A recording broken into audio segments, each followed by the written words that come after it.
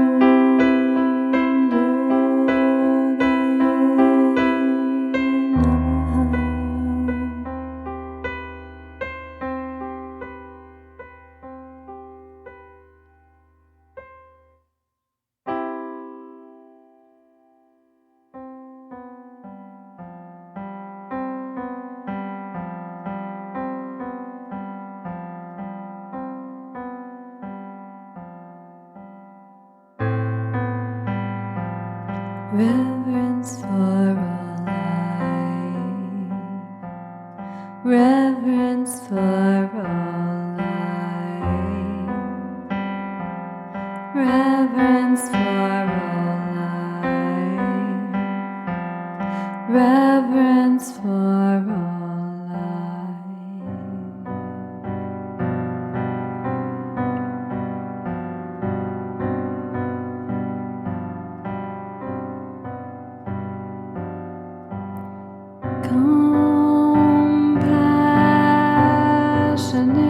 Compassionate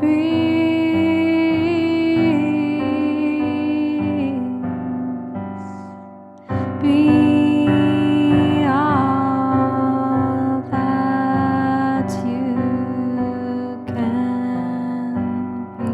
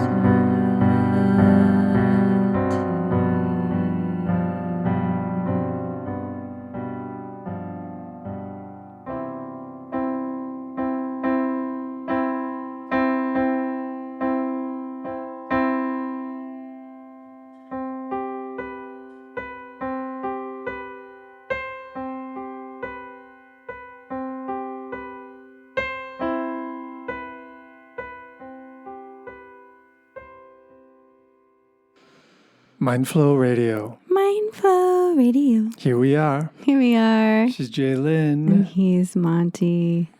And we're here to share with you some mindful perspectives.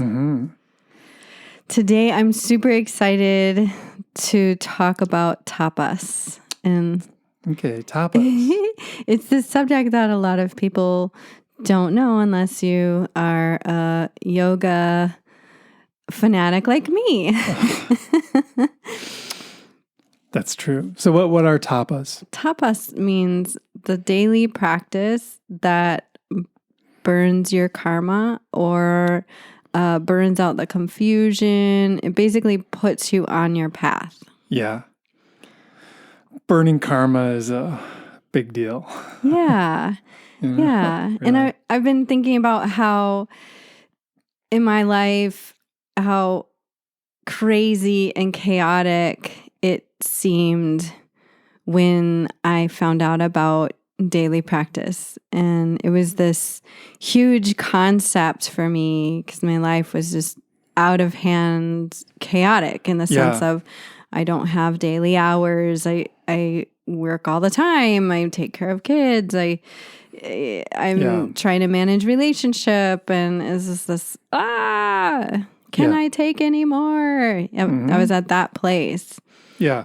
And then I found my first spiritual teacher who taught me about practice, daily meditation. And that was the beginning of a new life for me. It took a long time, but at the same time, I mean, how do you take someone so lost and get found?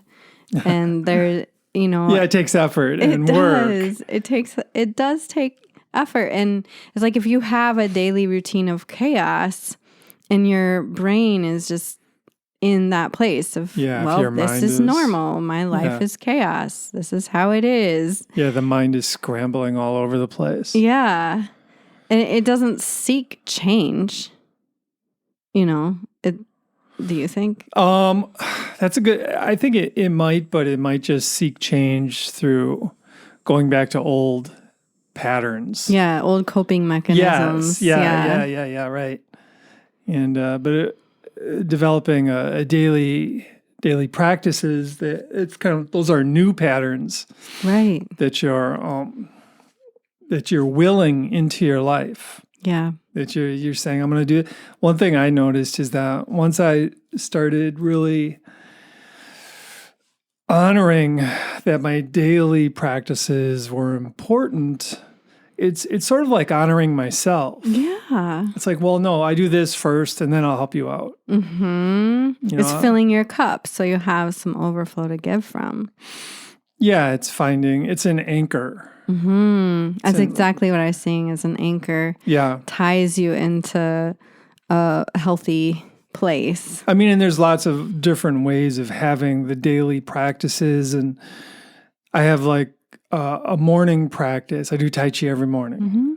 Every morning I'll go outside and do Tai Chi. And I've been doing that consistently for years now. And that's one of my practices. And I'm also a big fan of mindfulness on the fly skills, which I try and use periodically throughout the day, every day. Yeah. So that's another practice, but that's more kind of vague and just comes and goes throughout different days or different. Yeah. But I do try and get there every day as well. Yeah. Yeah. And you've been an inspiration to me with your daily practice, your morning. It's very consistent. Yeah. Well, and one of the things that really encouraged me early on, many, many moons ago, was that this Buddhist teaching that these practices, they burn karma, like you mentioned. And earlier in my life, I felt like I had a lot of bad karma because of some like poor decisions I'd made. Okay. And I was like, oh no. And I was like looking at some like real consequences. Yeah, right. That's awesome. And I was like, time to practice. Yeah, that's so good. So that like stuff like that really motivated me back in the day. And I guess it still does. Yeah. I love how we find our way to it. You know, and some of us are like, oh geez, I gotta get that off my out of my backpack, or Yeah. for me, it was just, I remember specifically being like, my life is so chaotic. I really don't think I can handle it anymore. Yeah. And I was talking with my teacher, and he said, well, what do you do every day consistently? And I was like, well, I don't know. I don't think, I eat at all kinds of random times, and I'm dealing with farming. Like, it's just chaos. And he said, do you brush your teeth every day? And I was like, yeah, I do. And he's like, well, there you go. There's your anchor. That's your piece of sanity that you have every day, and hold that and expand on it. And for me, after that, brushing my teeth became this sacred thing that I did. And for me, having such a chaotic life and raising young kids out on a farm, on a produce farm, I didn't have the ability to say, okay, right away when I wake up, I go do this. Yeah. So I found a way to go around that suggestion. Yeah. And I just made sure I did it before I fell asleep that day. And sometimes that would be before or after lunch when everybody was quiet. Or sometimes it would be in the evening when my family would be watching TV, and I would go sneak away and do my practice. And sometimes it would be after everybody went to bed, but before I went to bed. So it was all over the place. What kind of practice are you talking about at this point? At that time, I would just pick a chant that I would do. Yeah, thank you for that question. What I found the most significant practice for myself was bhakti yoga. And bhakti yoga is a devotional practice that generally includes chanting to an aspect of source, considered a deity, and for a specific reason. So all of the many vast deities really do kind of summarize the source, because source is so huge and vast, and there's no words to summarize God's source, because it's so infinite and fantastical that the Hindus found that if there is deity for every aspect of source, then a bhakti yogi could pick a chant for that aspect they wanted to improve in their life. Yeah. So I would just pick a chant, and I would do that chant every day, 108 times on a mala for at least 40 days, and sometimes longer. And I'm still doing that. Like, I've been doing one chant. I'm going on 2 years now. I'm shooting for 1,000 days. And I've missed a few days here and there, but I just forgive myself and jump back on. Which is another thing I wanted to mention is we all have a bad day. We all kind of fall off. And I know that you've been able to maintain a daily, steady practice. But sometimes in this process of changing habits, it's hard to continue doing a practice. So the idea is just jump back on right away. Yeah. Well, it's a 2 steps forward, 1 step back thing. And the ratchet effect. Yeah, that's the natural way of progress. It's nature's way. And if we take that step back and we get all down on ourselves, then we're not honoring the natural way of progress. You know, it's like actually makes us fall back more. Yeah, I mean, and that can be a habit, because a lot of us are in the habit of beating up on ourselves internally. Just the whole negative self-talk aspect of our culture, and it's very prevalent, and to me, it's one of those things that needs to shift before we can evolve as a culture. Yeah, we have to stop beating ourselves up, And it sounds obvious and it sounds funny and ha ha ha ha, but it's not so funny when we're judging ourselves as or just name calling ourselves, or whatever it is. It's like we're harsh on ourselves when we make those mistakes, when we take that one step backwards. So then that one step backwards turns into 4 steps backwards. Yeah, because we're just busy wallowing. Or I can't believe I fell off again. Yeah, or whatever it is. Yeah. Yeah. But just getting out of that habit of negative self-talk is like a big deal. And that's a practice in itself. I just want to say that's a daily practice. Huge. I use every day. And I notice myself engaging in negative self-talk, and I'll just try and shift it, to encouraging self-talk. Yeah. You got this, brother. I talk to myself. I try at least to talk to myself like I'm talking to one of my best friends. Yeah. Like giving advice to my best friend. You got this, brother. I'll say that to myself. Or, okay, you made a mistake, man. You're not going to make that mistake again. You're going to learn from it. Yeah. And you're going to be wiser because of it. And then if you can take that perspective, then the mistakes we make actually serve a purpose. And I love that, because even though I've been practicing for almost 20 years now, I love that you say you talk to yourself like you talk to a best friend. I can't say that I'm there yet at all. Like, I'll be like, sister, what's going on? And I don't talk to anyone else like that. I mean, to me, I feel, well, maybe I talk to my kids like that. But so I guess I talk to myself like a kid, which I guess is true. But I'd like to get to that place of talking to myself like a best friend. That sounds nice. Yeah. Encouraging and compassionate, respectful in a way. And there are times when I need to give myself a good talking to, for sure. So there are those moments. Yeah.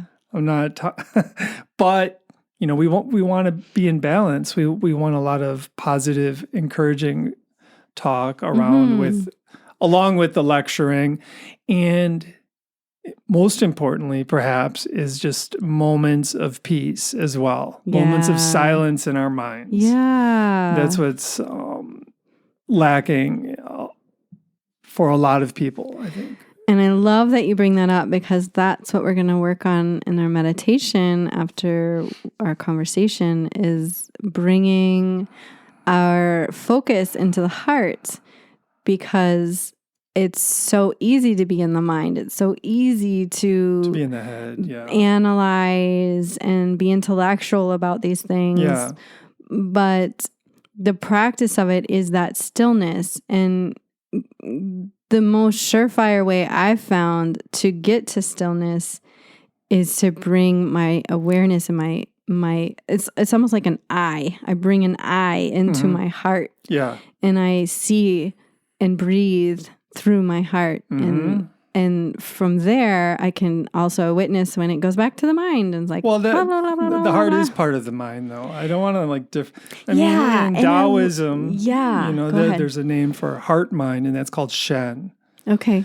And so the heart is part of the mind that we can access. We don't want to differentiate the two, because it's important. We need to get in touch with that this is part of our natural mind state, is being heart-centered and leading with our heart and being compassionate. Or it can be a part of our natural state if we practice it. Well, yeah, and it's naturally probably is there until we become over intellectualized and lose it.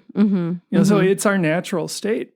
And I think for trauma people, and I'm one of those people, I also want to say that I had no idea I was traumatized. And I was doing these practices every day. And I did those practices every day for over 10 years before I wandered into the trauma-informed world and started to heal for real. But practice like gave me tools to survive in a better way, because addiction wasn't really working for me. I tried, it didn't work. I just felt like crap. So I became addicted to practice, which is a great addiction in my opinion. Oh yeah. And I didn't care if I didn't get high on meditation. Like for some people, well, for everyone, there's times where meditation makes you high. Yeah. And then there's times where it's kind of boring. Yeah. And you're just like, oh my goodness, how much longer? And that's why I set a timer. Because if I was in that boredom place, I'd just get up and walk away.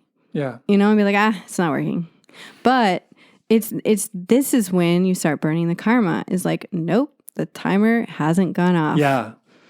Yep. And so that is a really great way to just like, nope, I am going to fulfill my commitment to myself today, right now. Yeah. And continue sitting. And I want to say that sitting isn't the only way. There's so many ways to have a practice. Having a yoga routine, a Tai Chi routine, a breathing, meditation, a mental focus. Are there other? There's so many mindfulness, on the fly skills, but they only have so many components, right? Like there's movement, mental focus. Yeah, metacognition, just being that scientific witness to your own mind chatter. Mm-hmm. That's a big deal. And that's something you could just take with you anywhere. It's like a mindful perspective. It's taking your lens of perception and shining that on your own thoughts. Mm-hmm. And then from that perspective, you're able to notice when those thoughts are out of balance, like I said earlier, like beating yourself up, or just overly cognitive, overly intellectual. And at that point, you're able to use other mindfulness skills to alter your thoughts. So that at that point, you're the director of your own thoughts rather than just being the slave to old mind habits. Mm-hmm. And if we're caught in a place of just beating ourselves up and overthinking and judging others and putting people down and putting ourselves down, it's like a distraction. Well, it's like a jail. Yeah. And if we live that way and don't even notice it, then we're stuck. Yeah. We're stuck in that jail.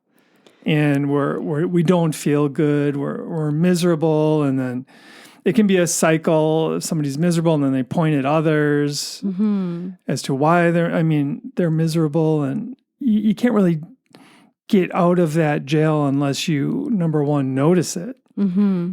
I think Socrates said something about being enslaved that way if you don't notice it. Yeah, that you're just stuck.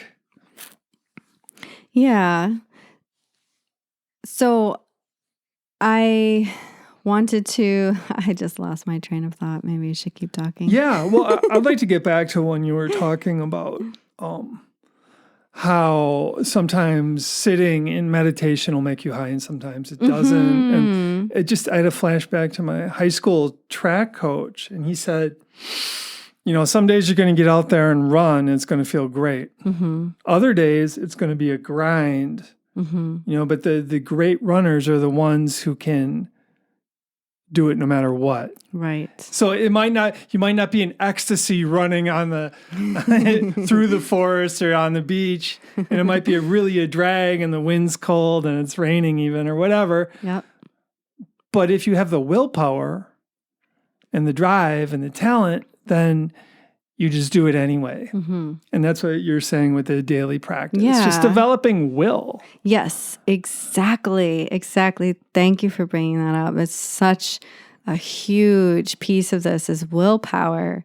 And it's a way of cultivating willpower. Yeah. And it's a way of just shifting your beliefs to believing you do have willpower. Right. Because that's the thing, as we start noticing our self-talk, if my self-talk is I have no willpower, And that was my self-talk. I was seriously the mouse running around the room like, oh, don't step on me. Oh, don't step on me. And I seriously had zero willpower. Somebody could tell me what to do and I would just do it. Yeah. Because I had no willpower and it had literally been beaten out of me.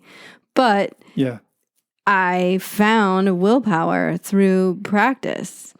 And as I continued to practice, and every time I hit 40 days, it was just another like, I did it. I did it. I did it again. I did it again. I did it again. And it just became this drive of willpower where I didn't care what was going on in my world. I made sure that not only did I brush my teeth, but I did some kind of meditation, whether that was yoga, asana, or kriya, or just a bhakti yoga practice. And it, like I said, it revolved. And sometimes I would layer, sometimes I'd have 3 practices going on at once. And so it would take me an hour. But it was my medicine. And like I said, I had no idea. You don't have to know what's wrong with you to start healing. Yeah. As long as you start creating healthy coping mechanisms like practice. Yeah, and what I'm hearing you say too is during that period, you're number one, you're developing will, and you're burning karma because it's not all fun. Some of it's suffering. Yeah, let's face it. You're sitting on that cushion. You don't want to be there, but you got 10 more minutes to go. Right. It's like suffer. It's like, oh, I can do this. So another component to that would be your self-esteem would be rising. Yeah. As you're developing will and you're feeling better about yourself and your mind is like clearing up a little bit and perhaps your body's feeling a little better and you're developing, you're getting on your path. Yeah. Which feels good. And so your self-esteem goes up, and self-esteem is really key. Yeah, I think self-esteem is a hard one for me. I do have to say that doing this conversation, I'm realizing that it's definitely increased vastly. Yeah. But I've also, like I said, it took over 10 years for me to actually start speaking up and saying, no, I don't want to do that. Or no, that doesn't work for me. I'm not going to listen to that, or I'm not going to follow those directions. So it took a long time. And now there's so much more trauma-informed helpers out there, guides and therapists and coaches, and it is possible to find a expedited path, through understanding what you've been going through. Yeah. But it's also not important as long as you are committed to seeking that practice and working on it. I also want to say I never did silent meditation until after I found out about trauma and started healing from trauma. I still hardly ever do silent meditation. And what I mean by that is just sit in like traditional mindfulness. I didn't do that because it was too painful. Yeah.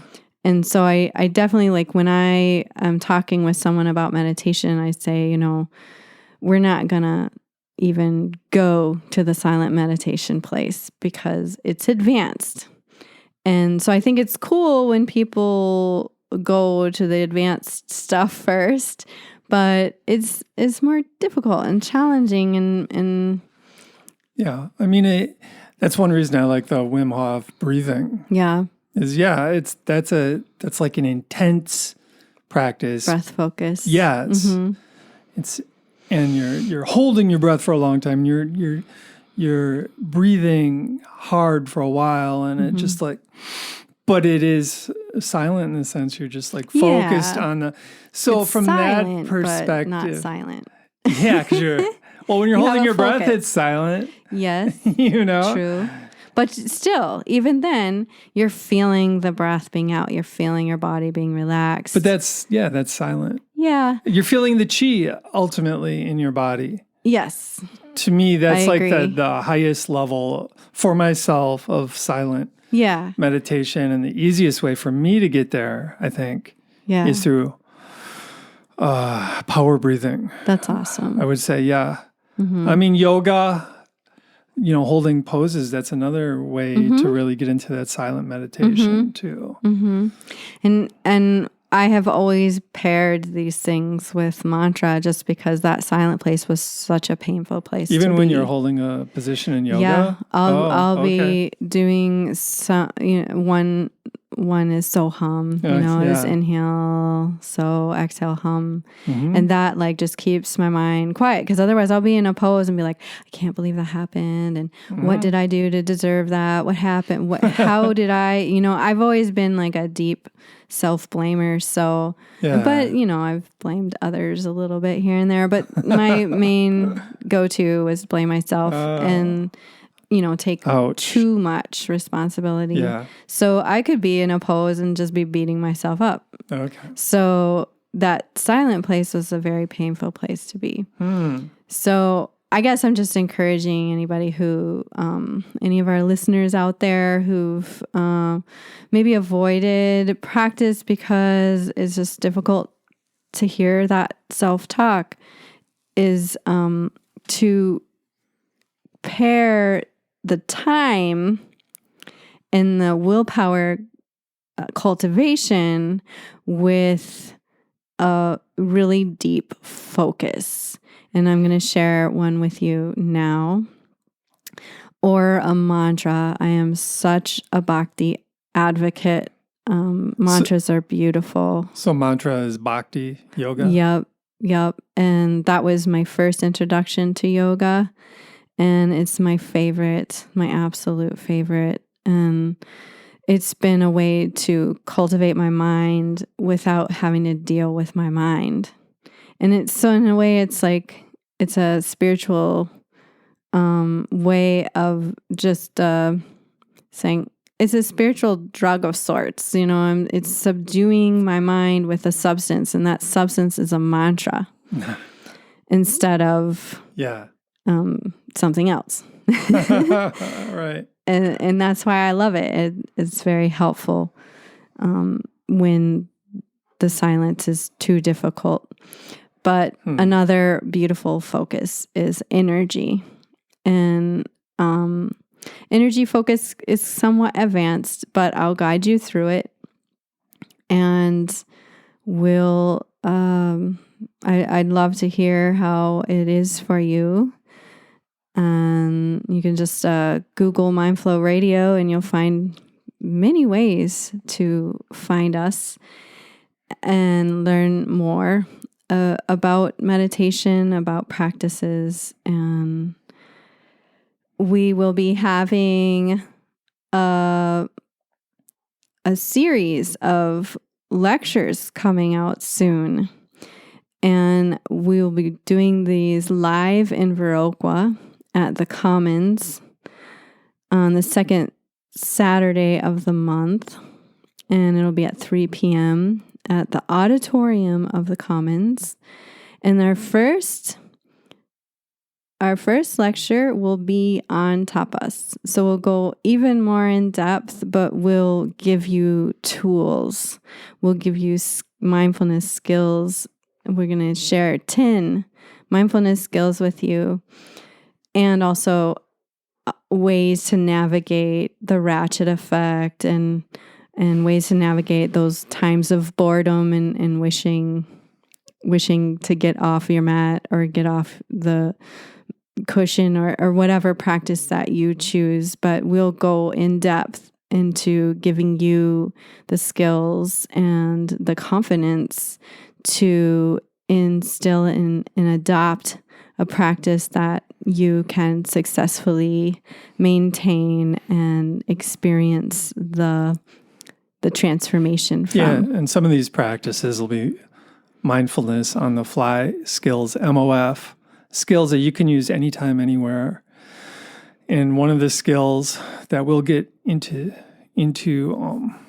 depth about is how to just how to tap into that mindful space when you're walking around. Mm-hmm. It's like a great example. I love that example because if you can get in the habit of being mindful while you're walking, you automatically have this mindfulness practice that you use every day. Mm-hmm. Boom, boom, boom. And you have to walk from point A to point B anyways. So it doesn't take any extra time. Mm-hmm. But we'll be going over stuff like that as well. Yeah. So if you'd like to register, you can go to www.imi.earth. And we'd love if you'd sign up for our Insiders newsletter as well, so you can get all the latest news. You can register many ways on the website. So I hope to see you there. We'll be sharing this live to our attendees who register, and but it's going to be private, so it's not going to just be out there. If you want this information, you need to sign up for it, and we hope to see you there. We hope to share some time and share our wisdoms with you. We've been doing this for a really long time. So this is going to be available virtually as well? Yes. Okay. And it's available locally to our local peeps. Yep. You get to sit right there and ask your questions right to us. And otherwise, we're going to have our tech guy sharing any questions that come across from our virtual attendees as well. So it'll be a lecture, but then it'll include question and answer time. So, and it will also be available for replay afterwards. So we will get to our meditation now, and we hope you all have a beautiful experience. And if you feel like sharing it, please do share it with your friends and share how it was for you with us sometime. We'd love to chat. So be well. And we're all in this together. Take a moment to settle in, committing to yourself to take this next period of time to look inside, to practice stillness of mind. Begin by breathing deeply.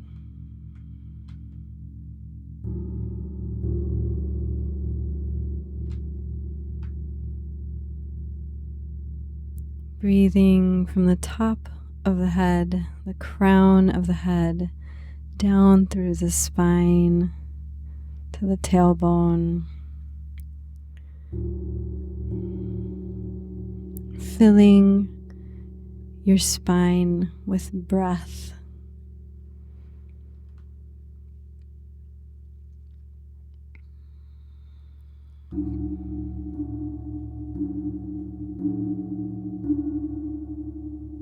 Being the witness, noticing any tension in your spine, breathing into it with a gentle, nurturing focus.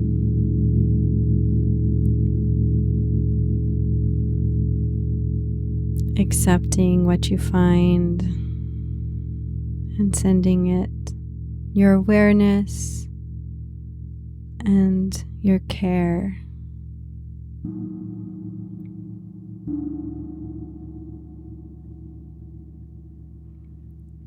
Breathing into the self-compassion. Compassion for everything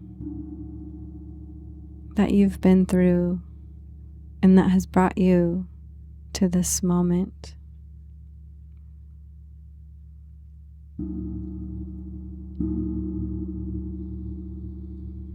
Bringing your awareness to the third eye. Breathing in and out of the third eye.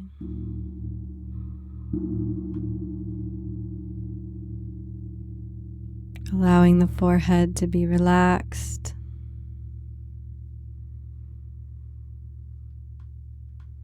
Feeling the breath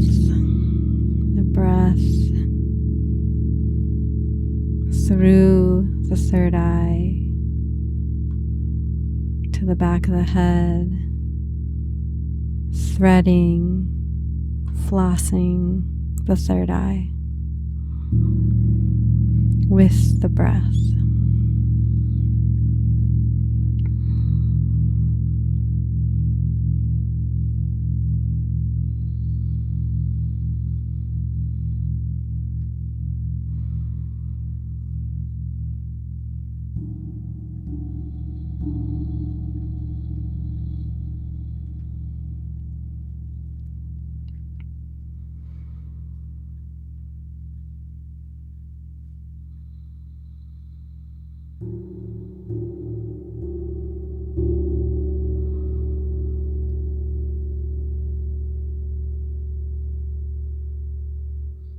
And slowly bringing your focus from the third eye into the center of the head, drawing back your focus with meaning and purpose,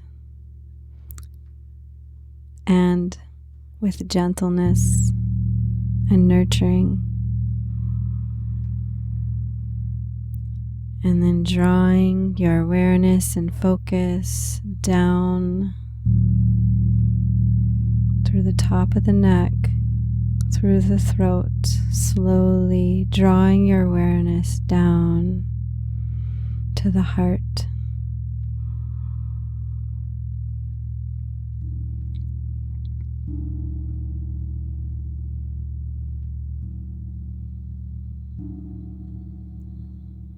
Settling your awareness and your focus in the heart.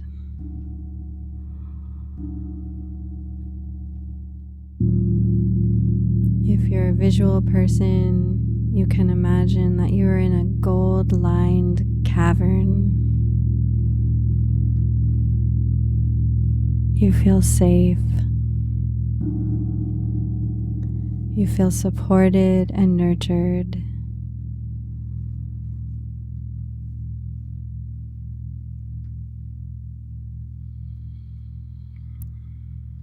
Focusing on the heart.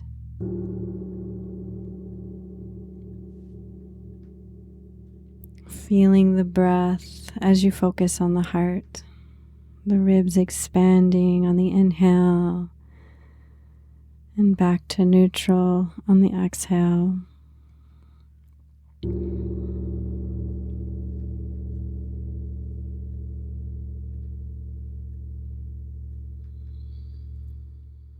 Keeping the inhale gentle and releasing, letting go as you exhale. Gently breathing into the heart, gently letting go with your exhale.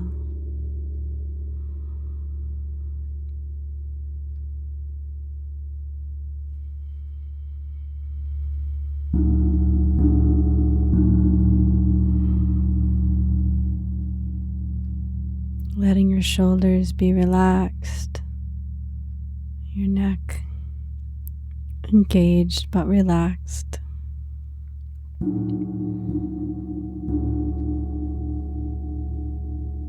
Breath full but not forced, gentle.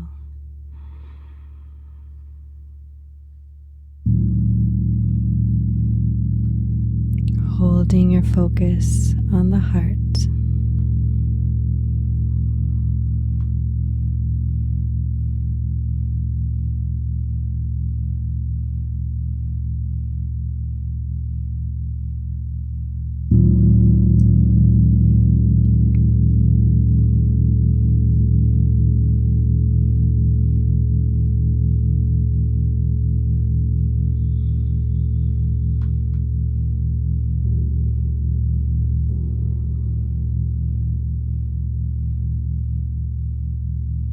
gentle, nurturing breath.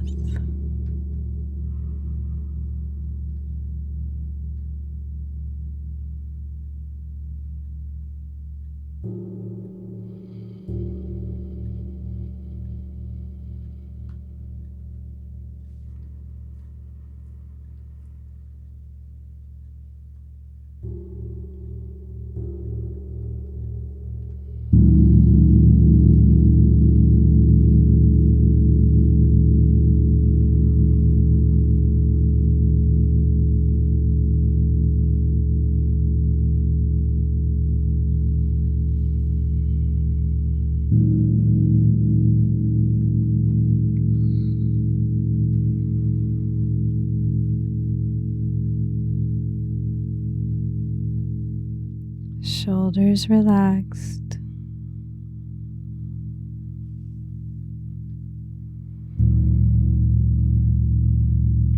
Focusing at the heart center. Breathing in gently. Exhaling gently.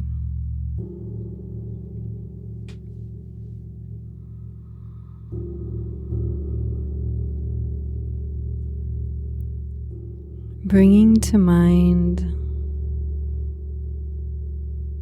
the sensation of gratitude, the sensation of compassion, care, love, or inspiration.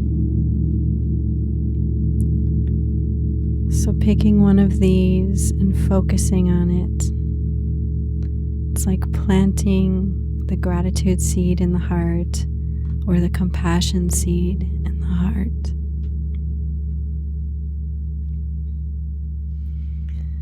And watering it with your focus.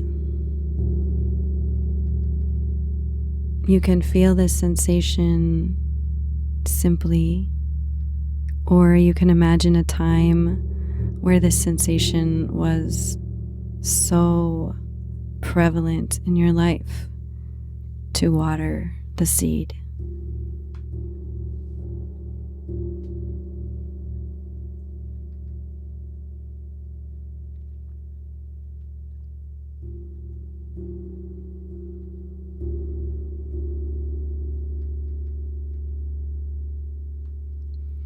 Growing your sensation in the heart.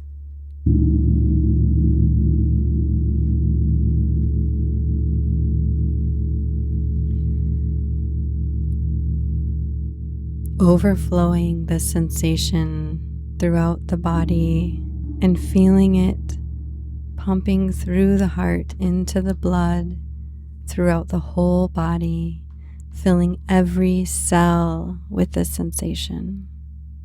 Raising your vibration, raising the vibration of every atom and cell in your body with this focus on this sensation.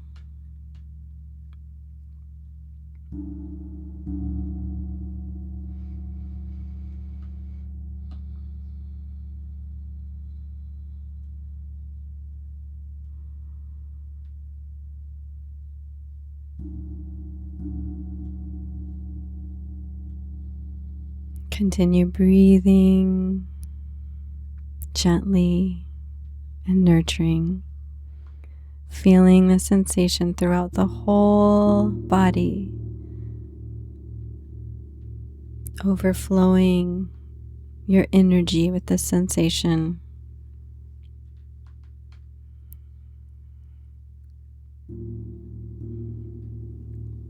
Recognizing that this sensation is truly a part of your essence, a part of your heart.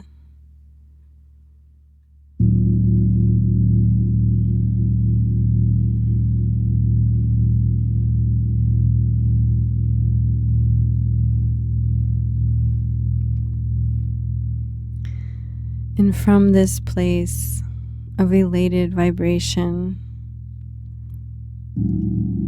ask your heart a question. The first question that comes to mind that you really wish to know the answer to. Just one question. And once you've put this answer in your heart, going back to breathing gently and nurturing and allowing the answer to bubble up.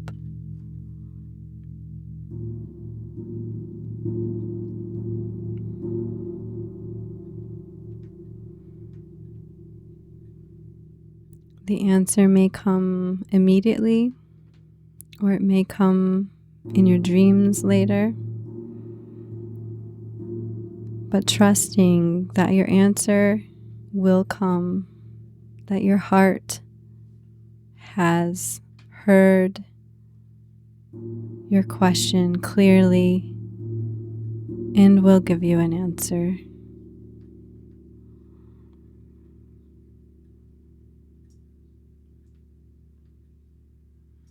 Breathing in the heart, breathing out of the heart.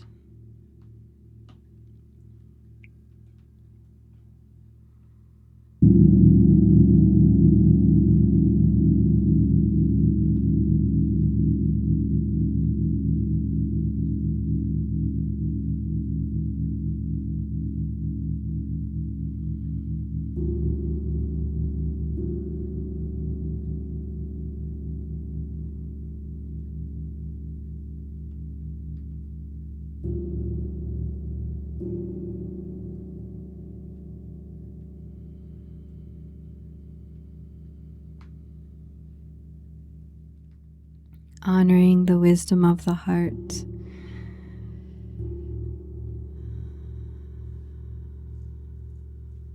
Summoning gratitude for the heart at this time. The wisdom which is in your heart, waiting to whisper guidance to you when you're open to receive it.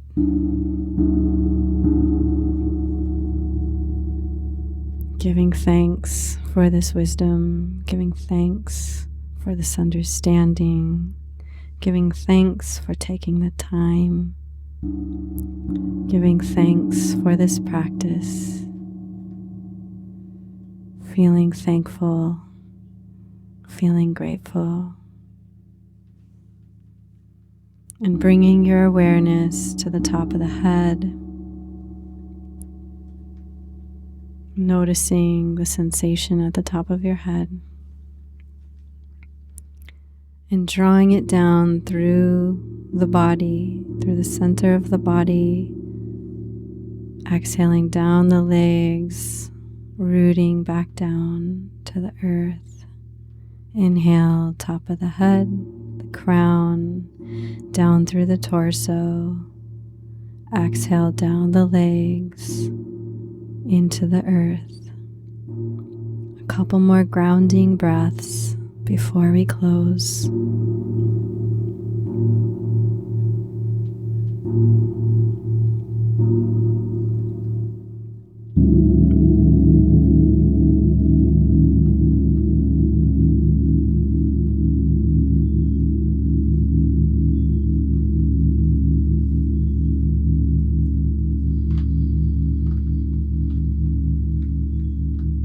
I thank you for your presence in this moment. I am grateful to share this energy with you. Many blessings on the rest of your day. May you be filled with the love of the universe. All right, friends, thank you so much for sharing your time with us today. And we're going to go out with a beautiful prayer for peace. And I just want to share the transliteration for it. and I'll say it slowly. So in case you've never heard this before, you can hear it now before it's in melody and song. Om Asatoma Sat Gamaya Tamasoma Joitir Gamaya Mrichorma Amritam Gamaya. And it means lead me from falsehood to truth. Lead me from darkness to light. Lead me from death to immortality. So lead me away from my fears, right? Let's begin. I hope you have a great rest of your day. I hope these thoughts continue to simmer in your mind as you go about your week. And we will see you next time.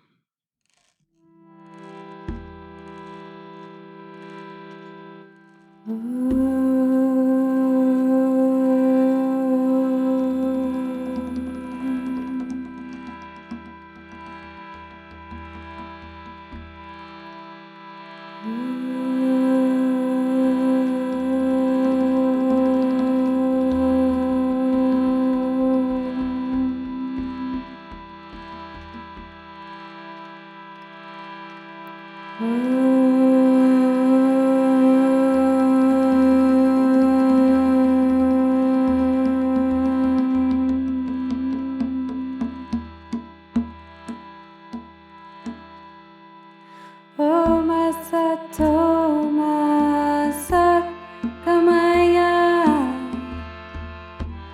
Tamasoma Joitir Gamaya Michoma Mitam Gamaya Om Asatoma Sat Gamaya Tamasoma Joitir Gamaya Michoma Mitam Gamaya Om Asatoma Sat Gamaya Tamasoma Joitir Gamaya Michoma Mitam Gamaya Om Asatoma Sat Gamaya Tamasoma Joitir Gamaya Michoma Mitam Gamaya Om Asatoma Sat Gamaya Tamasoma Joitir Gamaya Michoma Mitam Gamaya Om Asatoma Sat Gamaya Tamasoma Joitir Gamaya Michoma Mitam Gamaya Om Asatoma Sat Gamaya Tamasoma Joitir Gamaya Michoma Mitam Gamaya Om Asatoma Sat Gamaya Tamasoma Joitir Gamaya Michoma Mitam Gamaya Om Asatoma Sat Gamaya Tamasoma Joitir Gamaya Michoma Mitam Gamaya Om Asatoma